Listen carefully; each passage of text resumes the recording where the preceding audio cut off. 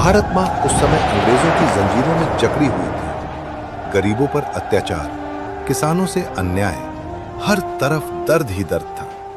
एक था वीर नारायण सिंह, एक राजा का बेटा, लेकिन उसने राजसी सुख नहीं चुना, उसने चुना गरीबों का साथ। जब अंग्रेजों ने अनाज छुपा लिया और लोग भूख से तड़पने लगे, तब उसने वो अनाज निकालकर गरीबों में बांट दिया। दूसरी ओर थे गुरु बाबा बालक दास जी।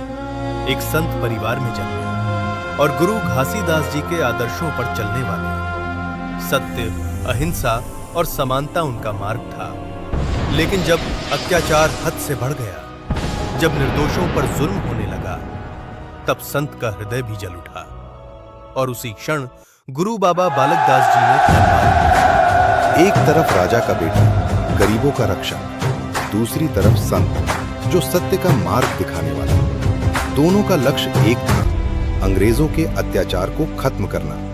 और फिर दोनों ने मिलकर तलवार उठा ली। गांव-गांव में संदेश फैल गया, अब अन्याय सहना पाप है।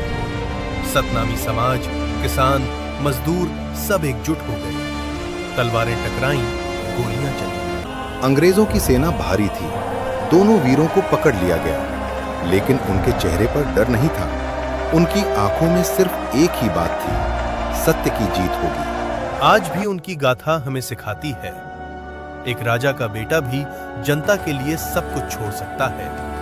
एक संत भी अन्याय के खिलाफ तलवार उठा सकता है। जय सतनाम, जय भारत।